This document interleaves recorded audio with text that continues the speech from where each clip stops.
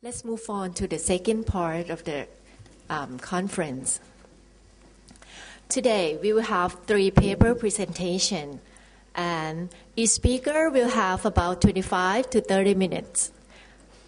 And when you have 5 minutes left, we will have the student back there to show you the sign. And then when the time is up, they will show another sign to let you know that the time is up. So the first topic which is going to be presented today is behavioral aspects of Thai students towards cell phone adoption in the classroom by an American teacher from Bangkok University who specializes in language education technology for ESL and EFL.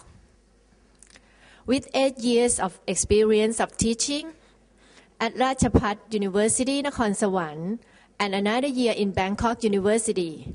Ladies and gentlemen, please welcome Mr. Willard van der Bogert.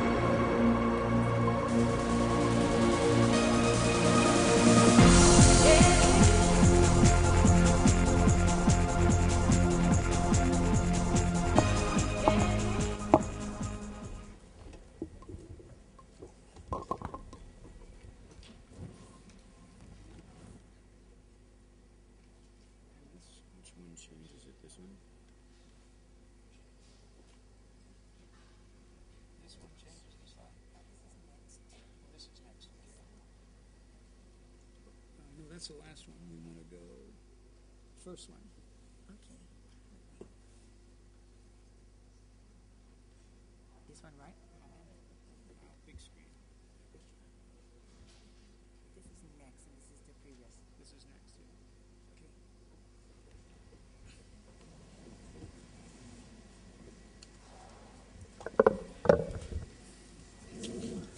Thank you all for coming.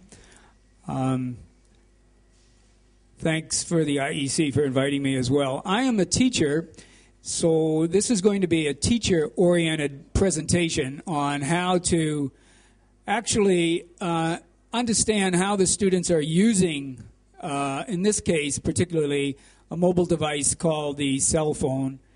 What are their attitudes about using the cell phone? We've heard a lot about many of the technologies that are coming, and Dr. Churchill just mentioned that maybe we won't have writing and reading and speaking. We'll have reviewing and looking at things, another form of learning. Learning is what it's all about. So this is, let me go. I don't have to show the statistics very much because I think we've all seen that. Over the last 10 years, it's been over 100%. And if we compare the cell phone adoption, looking at 3.3 billion as a comparison to how people buy cars or PCs, the cell phone really is almost ubiquitous. Everyone owns one. I teach 55 students, many classes, many types of English for many different applications. And when I started a year ago, I said, no more cell phones. But I couldn't control 55 students with cell phones, iPads, and iPhones, so I ignored it. But in the back of my mind, I said, this is a very good laboratory for testing. So I will say that in the past, you could say it was cell phones not allowed in the classroom, and today, cell phones allowed in the classroom because the students use the cell phone for dictionaries. And in the future, as we've all seen with all of the presentations with Dr. Kirkpatrick and the others, there's going to be a lot of courseware, Moodle, and many other things. So the future is going to be the integration of these devices. This is phase one of the presentation, quick presentation a usage survey. Phase 2 is some exercises and activities, and then get an attitude about that. And a third phase would be a full lesson plan over a course. So it's a lot of work for a teacher to get in and see how the students are performing and see if they are learning. The problem that I have with the students is their motivation is lower, I've noticed in the last 9 years. Their attitudes are quite different than they were 9 years ago, and they have very short attention spans. This is a big problem. So I have gone over into what we call the mobile-assisted language learning. But I want to point out that what we've learned so far from the previous presenters is that there is an informal, independent learning taking place so that when the student does come to the classroom, they are a little bit, what you would say, feeling not connected, and there's a good reason for that.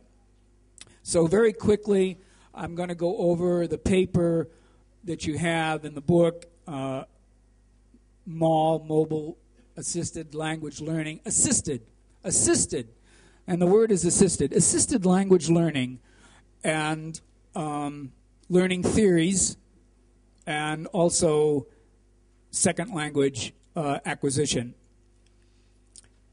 Mobile assisted language learning essentially is with the use of mobile technologies, and I don't have to go into that. We've had some excellent presentations on that. The students have access to all sorts of knowledge that they are getting independently.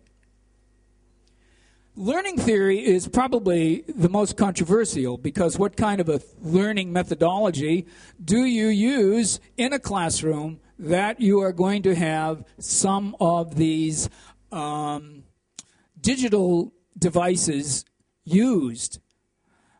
We have active learning, collaborative learning, and task-based learning. Only 3 I presented, and I'm not going to go into all of the details on that. I can't on this survey. But example, if you really want to do a lesson, you take a picture and then you send the picture to a friend, and then you ask the friend to identify the picture, and then the other friend sends back what they think you said. You have to find some way to make a lesson for the students using the technology.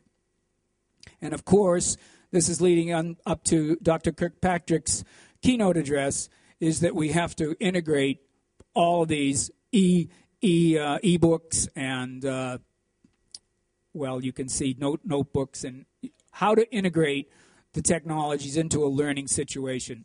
So let's quickly go into this survey. How do the students perceive the use of their cell phone? And what do the students do the most with their cell phones? I wanted to know what's going on with my students in front of me that will look at their cell phones rather than listening to anything that I might be saying. Or maybe they're doing both. Whether the students would like to use their cell phones to learn English, because I teach English. Would you like to learn English using a cell phone? Or their attitudes in using the cell phone in the classroom. I mean, they do anyway. But would you like to use it in the classroom to learn something by? So the questions that I asked, what are the students' perceptions of cell phone use? What do the students do with the cell phones the most? Do the students prefer to use their cell phones for learning English? And would the students like to use their cell phones in the future? Demographics, we have just a few more males than females out of 200. And the grade situation, average students for the most part. And for the most part, they were into business management and marketing, and they're going into the business world. So then we get to some very, very interesting questions. What are the students' perceptions of their use of the cell phone? And I want you to look at these. You notice that it's very high across the board. I picked out just a few. They would like to send their homework to the teacher. They like calling their friends to help with their homework. It helps them with what the teacher is saying. So many times if I see a student out there with their cell phone and they're thumbing away at something, the good chances are they're trying to find out the meaning of a word that I may have said that they didn't understand. And they did want to use the cell phone to learn English. Let's look at a comment. They wrote many comments. I think I can use my cell phone to help me learn English better because my cell phone can assist me in many ways. So the question, what does this show? Well, it shows that there's some independent learning is taking place. I mean, these are very important if you're a teacher and you're going to do a lesson plan, because I'm a teacher, so I have to teach something. But if I'm going to teach something using a cell phone, I have to find out what it is they like to do. What are their attitudes about doing things? Here's another one. The cell phone can search anything on the internet to help me learn. And I can search for information that's easy and correct. What does it show? It shows that the students are linking to the information while I'm talking in the classroom. Or they're probably chatting as well and doing Facebook as well. But I'm getting comments. These are very good comments for me if I'm going to start planning a lesson plan. The other one is, what do the students do with their cell phones the most? This is fascinating. They look at photographs. It may sound simple, but it's a little bit more complex when you start designing a lesson. They use text messaging. They listen to music. They connect to the internet. Surely we all probably assume that. The Pew Internet has similar results. Exactly, pretty much the same. Taking pictures or sending and receiving text messages. This is with about 3,000 adults. So if you analyze what was just seen to construct a lesson plan, I'd like to point out that the students did listening and speaking. They did looking at pictures. And they do text messaging and connecting to the internet. Put those three together. Put those three things that they do, put them together, and it gives you the possibility of designing a lesson plan, which would include searching, identifying, communicating the results, either to a friend or to the teacher. The journal part of the questionnaire was, do the students prefer to use their cell phones for learning English? 137 students said they would. 137 students out of 200 said they would like to learn English using their cell phone. We know all those applications are out there. I can't even count the number of applications I just saw Dr. Churchill present with object learning and Moodle and software programs. So the 200 answers, I arranged them in the patterns of what they most said the most of the time, the four most popular of the answers. They said, enhance learning using dictionaries and the internet. I know that. So they use the internet, they use the dictionary with their cell phone every day in the class. Every day. Enhance language using text messaging. They communicate to their friends. Do you know anything about this? Would you tell me about this? So if one friend doesn't know it, they communicate with another friend. This is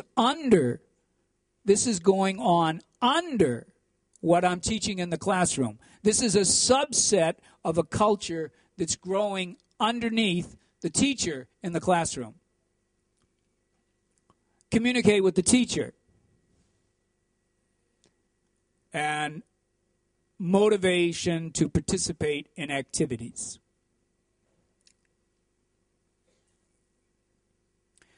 Would the students like to use their cell phones in the future?